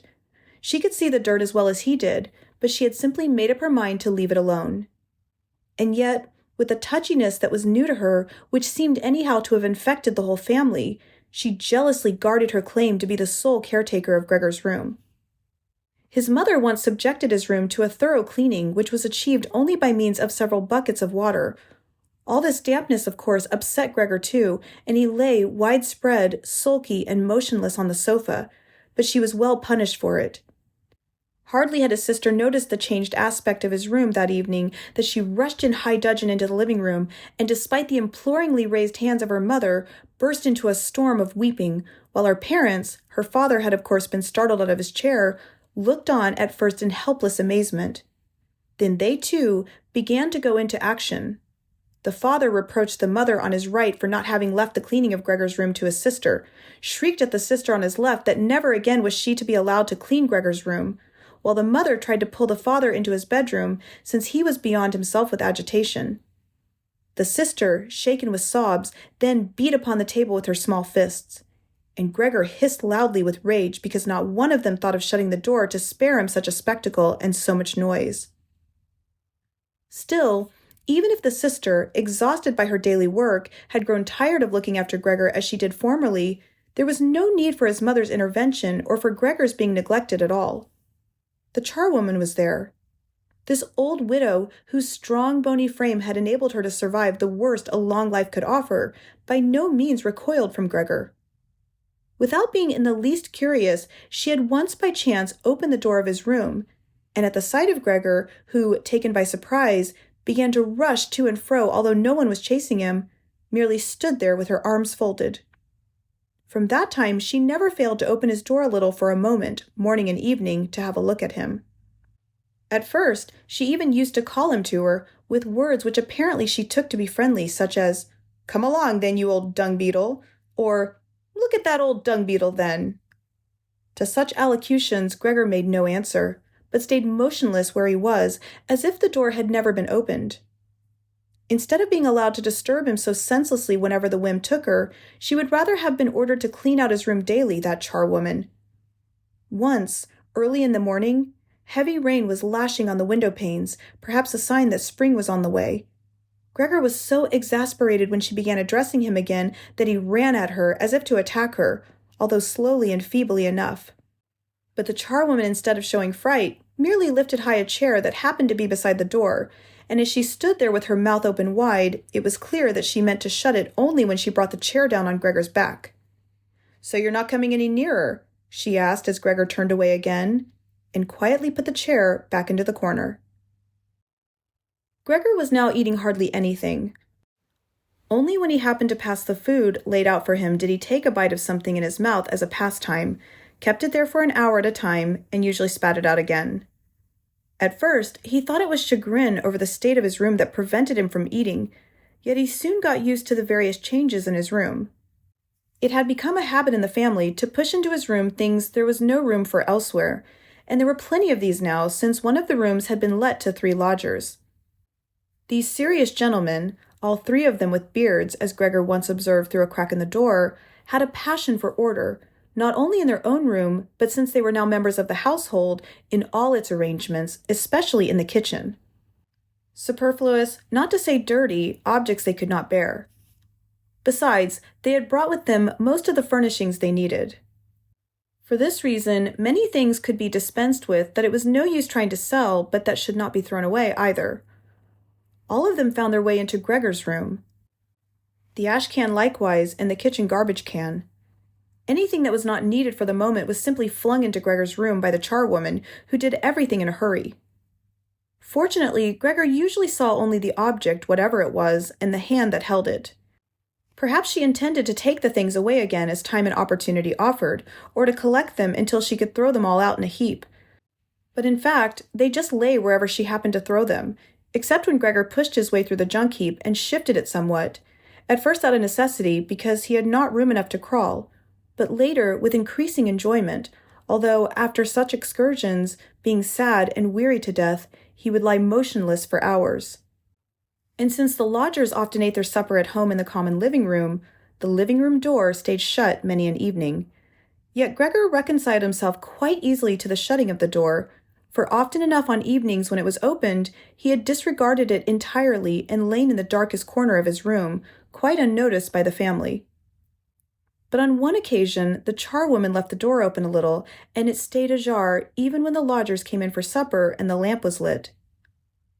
They set themselves at the top end of the table where formerly Gregor and his father and mother had eaten their meals, unfolded their napkins, and took knife and fork in hand. At once, his mother appeared in the other doorway with a dish of meat, and close behind her, his sister with a dish of potatoes piled high. The food steamed with a thick vapor. The lodgers bent over the food set before them as if to scrutinize it before eating. In fact, the man in the middle, who seemed to pass for an authority with the other two, cut a piece of meat as it lay on the dish, obviously to discover if it were tender or should be sent back to the kitchen. He showed satisfaction, and Gregor's mother and sister, who had been watching anxiously, breathed freely and began to smile. The family itself took its meals in the kitchen. Nonetheless, Gregor's father came into the living room before going into the kitchen, and with one prolonged bow, cap in hand, made a round of the table. The lodgers all stood up and murmured something in their beards. When they were alone again, they ate their food in almost complete silence. It seemed remarkable to Gregor that among the various noises coming from the table, he could always distinguish the sound of their masticating teeth, as if this were a sign to Gregor that one needed teeth in order to eat, and that with toothless jaws, even of the finest make, one could do nothing. "I'm hungry enough," said Gregor sadly to himself, "but not for that kind of food. How these lodgers are stuffing themselves, and here I am dying of starvation." On that very evening, during the whole of his time there, Gregor could not remember ever having heard the violin. The sound of violin playing came from the kitchen. The lodgers had already finished their supper. The one in the middle had brought out a newspaper and given the other two a page apiece, and now they were leaning back at ease, reading and smoking. When the violin began to play, they pricked up their ears, got to their feet, and went on tiptoe to the hall door, where they stood huddled together. Their movements must have been heard in the kitchen, for Gregor's father called out, "Is the violin playing disturbing you, gentlemen? It can be stopped at once." "On the contrary," said the middle lodger. "Could not Fräulein Samsa come and play in this room beside us, where it is much more convenient and comfortable?" "Oh, certainly," cried Gregor's father, as if he were the violin player. The lodgers came back into the living room and waited. Presently, Gregor's father arrived with the music stand, his mother carrying the music and his sister with the violin. His sister quietly made everything ready to start playing. His parents, who had never let rooms before and so had an exaggerated idea of the courtesy due to lodgers, did not venture to sit down on their own chairs. His father leaned against the door, the right hand thrust between two buttons of his livery coat, which was formally buttoned up. But his mother was offered a chair by one of the lodgers, and since she left the chair just where he had happened to put it, sat down in a corner to one side. Gregor's sister began to play. The father and mother, from either side, intently watched the movements of her hands. Gregor, attracted by the playing, ventured to move forward a little until his head was actually inside the living room. He felt hardly any surprise at his growing lack of consideration for the others. There had been a time when he prided himself on being considerate. And yet, just on this occasion, he had more reason than ever to hide himself, since owing to the amount of dust that lay thick in his room and rose into the air at the slightest movement, he too was covered with dust. Fluff and hair and remnants of food trailed with him, caught on his back and along his sides. His indifference to everything was much too great for him to turn on his back and scrape himself clean on the carpet as once he had done several times a day. And in spite of his condition, no shame deterred him from advancing a little over the spotless floor of the living room. To be sure, no one was aware of him. The family was entirely absorbed in the violin playing. The lodgers, however, who first of all had stationed themselves, hands in pockets, much too close behind the music stand so that they could all have read the music, which would have bothered his sister, had soon retreated to the window, half whispering with down-bent heads, and stayed there while his father turned an anxious eye on them. Indeed, they were making it more than obvious that they had been disappointed in their expectation of hearing good or enjoyable violin playing, that they had had more than enough of the performance, and only out of courtesy suffered a continued disturbance of their peace. From the way they all kept blowing the smoke of their cigars high in the air through nose and mouth, one could divine their irritation. And yet Gregor's sister was playing so beautifully. Her face leaned sideways.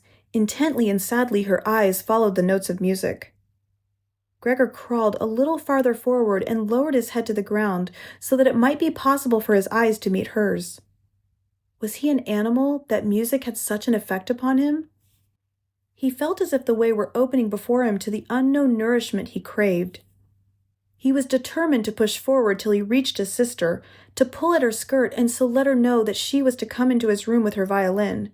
For no one here appreciated her playing as he would appreciate it. He would never let her out of his room, at least not so long as he lived. His frightful appearance would become, for the first time, useful to him. He would watch all the doors of his room at once and spit at intruders. But his sister should need no constraint. She should stay with him of her own free will.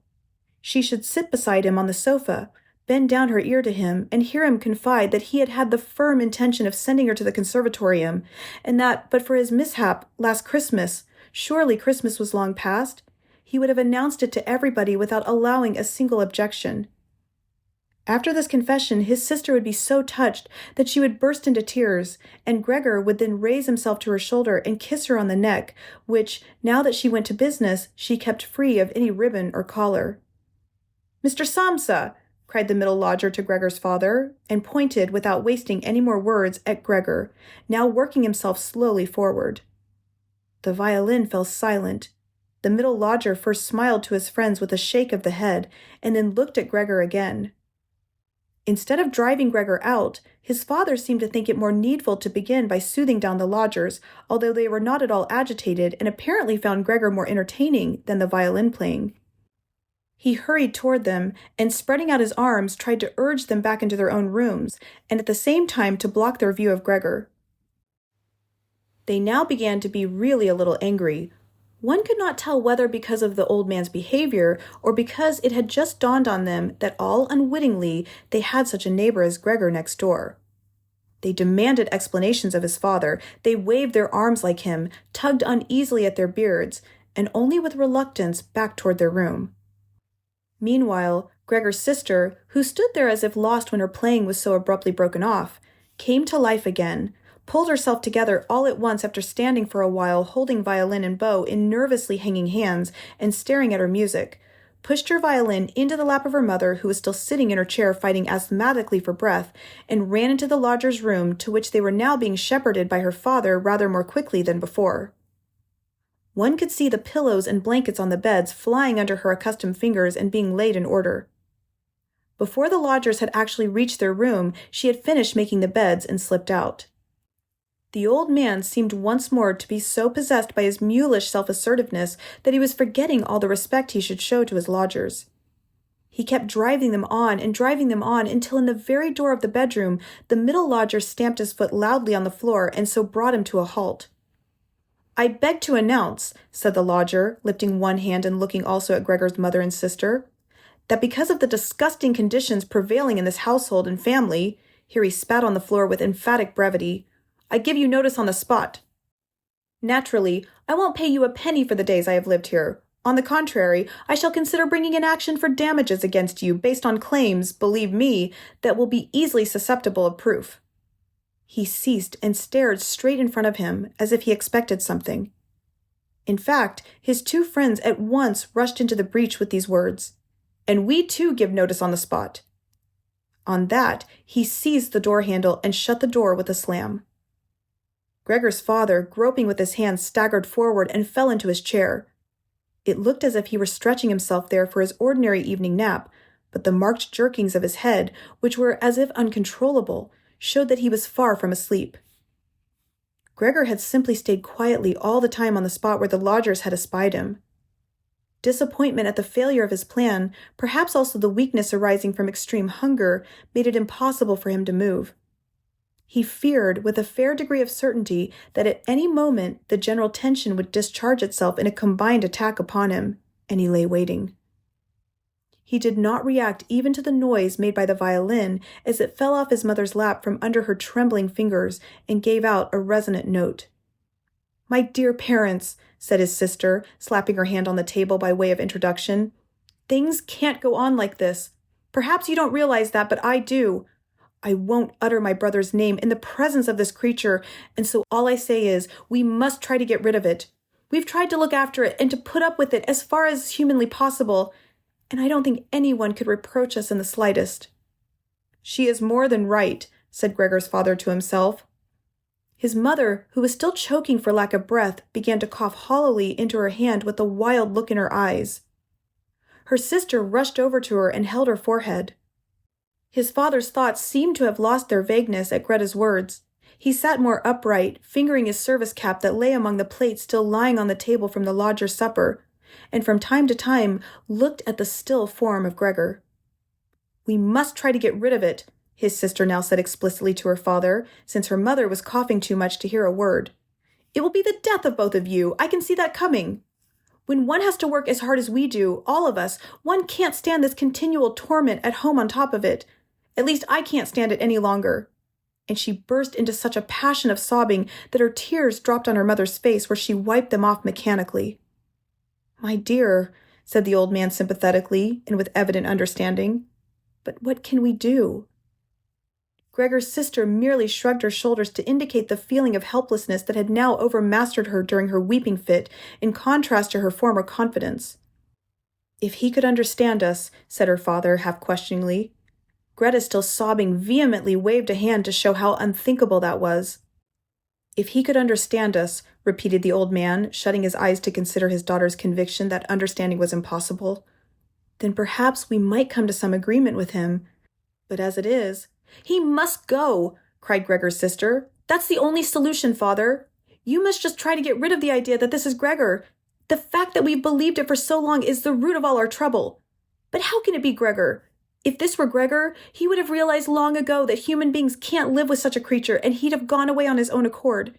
Then we wouldn't have any brother, but we'd be able to go on living and keep his memory and honor. As it is, this creature persecutes us, drives away our lodgers, obviously wants the whole apartment to himself, and would have us all sleep in the gutter. Just look, father," she shrieked all at once. "He's at it again." And in an access of panic that was quite incomprehensible to Gregor, she even quitted her mother, literally thrusting the chair from her as if she would rather sacrifice her mother than stay so near to Gregor, and rushed behind her father, who also rose up, being simply upset by her agitation, and half spread his arms out as if to protect her. Yet Gregor had not the slightest intention of frightening anyone, far less his sister. He had only begun to turn around in order to crawl back to his room, but it was certainly a startling operation to watch, since because of his disabled condition, he could not execute the difficult turning movements except by lifting his head and then bracing it against the floor over and over again. He paused and looked around. His good intentions seemed to have been recognized. The alarm had only been momentary. Now they were all watching him in a melancholy silence. His mother lay in her chair, her legs stiffly outstretched and pressed together, her eyes almost closing for sheer weariness. His father and his sister were sitting beside each other, his sister's arm around the old man's neck. "Perhaps I can go on turning around now," thought Gregor, and began his labors again. He could not now stop himself from panting with the effort, and had to pause now and then to take breath. Nor did anyone harass him. He was left entirely to himself. When he had completed the turnaround, he began at once to crawl straight back. He was amazed at the distance separating him from his room, and could not understand how in his weak state he had managed to accomplish the same journey so recently, almost without remarking it. Intent on crawling as fast as possible, he barely noticed that not a single word, not an ejaculation from his family, interfered with his progress. Only when he was already in the doorway did he turn his head around, not completely, for his neck muscles were getting stiff, but enough to see that nothing had changed behind him except that his sister had risen to her feet. His last glance fell on his mother, who was not quite overcome by sleep. Hardly was he well inside his room when the door was hastily pushed shut, bolted, and locked. The sudden noise in his rear startled him so much that his little legs gave beneath him. It was his sister who had shown such haste. She had been standing ready waiting and had made a light spring forward. Gregor had not even heard her coming, and she cried, "At last!" to her parents as she turned the key in the lock. "And what now?" said Gregor to himself, looking around in the darkness. Soon he made the discovery that he was now unable to stir a limb. This did not surprise him. Rather, it seemed unnatural that he should ever actually have been able to move on these feeble little legs. Otherwise, he felt relatively comfortable. True, his whole body was aching, but it seemed that the pain was gradually growing less and would finally pass away. The rotting apple in his back and the inflamed area around it, all covered with soft dust, already hardly troubled him. He thought of his family with tenderness and love. The decision that he must disappear was one that he held to even more strongly than his sister, if that were possible. In this state of vacant and peaceful meditation he remained until the tower clock struck 3 in the morning. The first broadening of light in the world outside the window entered his consciousness once more. Then his head sank to the floor of its own accord, and from his nostrils came the last faint flicker of his breath. When the charwoman arrived early in the morning, what between her strength and her impatience, she slammed all the doors so loudly, never mind how often she had been begged not to do so, that no one in the whole apartment can enjoy any quiet sleep after her arrival, she noticed nothing unusual as she took her customary peep into Gregor's room. She thought he was lying motionless on purpose, pretending to be in the sulks. She credited him with every kind of intelligence. Since she happened to have the long-handled broom in her hand, she tried to tickle him up with it from the doorway. When that too produced no reaction, she felt provoked and poked at him a little harder, and only when she had pushed him along the floor without meeting any resistance was her attention aroused. It did not take her long to establish the truth of the matter, and her eyes widened. She let out a whistle, yet she did not waste much time over it, but tore open the door of the Samsa's bedroom and yelled into the darkness at the top of her voice. "Just look at this! It's dead! It's lying here dead and done for!" Mr. and Mrs. Samsa started up in their double bed, and before they realized the nature of the charwoman's announcement, had some difficulty in overcoming the shock of it. But then they got out of bed quickly, one on either side, Mr. Samsa throwing a blanket over his shoulders, Mrs. Samsa in nothing but her nightgown. In this array, they entered Gregor's room. Meanwhile, the door of the living room opened up too, where Grete had been sleeping since the advent of the lodgers. She was completely dressed as if she had not been to bed, which seemed to be confirmed also by the paleness of her face. "Dead?" said Mrs. Samsa, looking questioningly at the charwoman, although she would have investigated for herself, and the fact was obvious enough without investigation. "I should say so," said the charwoman, proving her words by pushing Gregor's corpse a long way to one side with her broomstick. Mrs. Samsa made a movement as if to stop her, but checked it. "Well," said Mr. Samsa, "now thanks be to God." He crossed himself, and the 3 women followed his example. Grete, whose eyes never left the corpse, said, "Just see how thin he was. It's such a long time since he's eaten anything. The food came out again, just as it went in." Indeed, Gregor's body was completely flat and dry, as could only now be seen when it was no longer supported by the legs, and nothing prevented one from looking closely at it. "Come in beside us, Grete, for a little while," said Mrs. Samsa with a tremulous smile. And Grete, not without looking back at the corpse, followed her parents into their bedroom. The charwoman shut the door and opened the window wide. Although it was so early in the morning, a certain softness was perceptible in the fresh air. After all, it was already the end of March. The 3 lodgers emerged from their room and were surprised to see no breakfast. They had been forgotten. "Where's our breakfast?" said the middle lodger peevishly to the charwoman. But she put her finger to her lips and hastily, without a word, indicated by gestures that they should go into Gregor's room. They did so and stood, their hands in the pockets of their somewhat shabby coats, around Gregor's corpse in the room where it was now fully light. At that, the door of the Samsa's bedroom opened, and Mr. Samsa appeared in his uniform, his wife on one arm, his daughter on the other. They all looked a little as if they had been crying. From time to time, Grete hid her face on her father's arm. "Leave my house at once," said Mr. Samsa, and pointed to the door without disengaging himself from the women. "What do you mean by that?" said the middle lodger, taken somewhat aback with a feeble smile. The two others put their hands behind them and kept rubbing them together, as if in gleeful expectation of a fine set-to in which they were bound to come off the winners.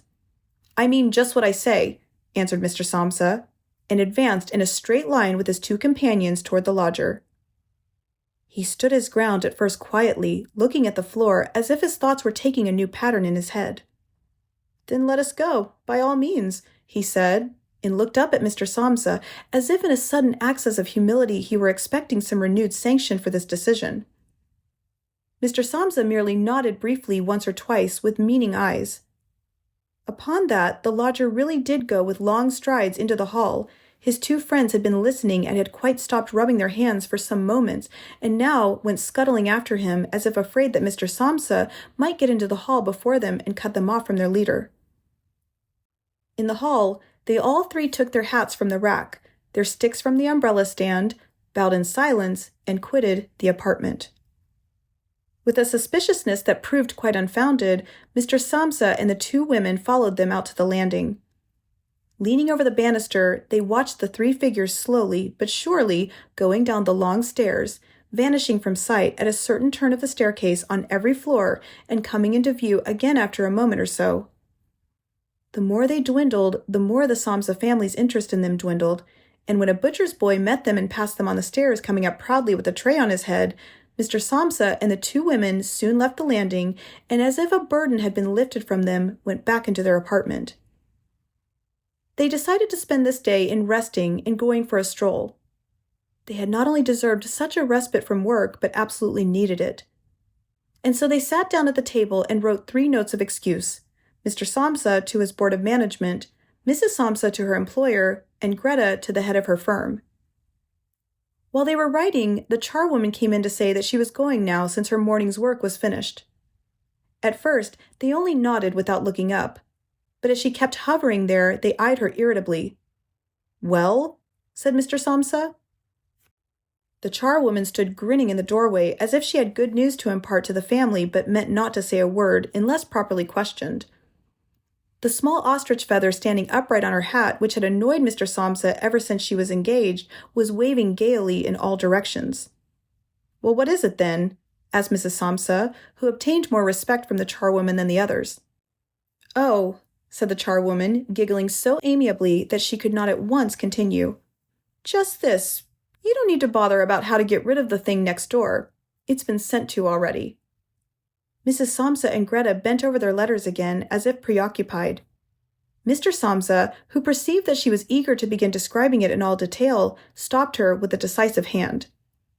But since she was not allowed to tell her story, she remembered the great hurry she was in, obviously deeply huffed. "Bye, everybody," she said, whirling off violently, and departed with a frightful slamming of doors.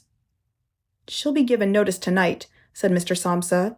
But neither from his wife nor his daughter did he get any answer, for the charwoman seemed to have shattered again the composure they had barely achieved. They rose, went to the window, and stayed there, clasping each other tight. Mr. Samsa turned in his chair to look at them and quietly observed them for a little. Then he called out, "Come along, now do. Let bygones be bygones. And you might have some consideration for me." The two of them complied at once, hastened to him, caressed him, and quickly finished their letters. Then they all 3 left the apartment together, which was more than they had done for months, and went by train into the open country outside the town. The tram, in which they were the only passengers, was filled with warm sunshine. Leaning comfortably back in their seats, they canvassed their prospects for the future, and it appeared on closer inspection that these were not at all bad, for the jobs they had got, which so far they had never really discussed with each other, were all 3 admirable and likely to lead to better things later on. The greatest immediate improvement in their condition would of course arise from moving to another house. They wanted to take a smaller and cheaper, but also better situated and more easily run apartment than the one they had, which Gregor had selected. While they were thus conversing, it struck both Mr. and Mrs. Samsa almost at the same moment, as they became aware of their daughter's increasing vivacity, that in spite of all the sorrow of recent times which had made her cheeks pale, she had bloomed into a pretty girl with a good figure. They grew quieter and half unconsciously exchanged glances of complete agreement, having come to the conclusion that it would soon be time to find a good husband for her. And it was like a confirmation of their new dreams and excellent intentions that at the end of their journey, their daughter sprang to her feet first and stretched her young body. For a detailed analysis of the Metamorphosis, please visit my page. Thanks for listening.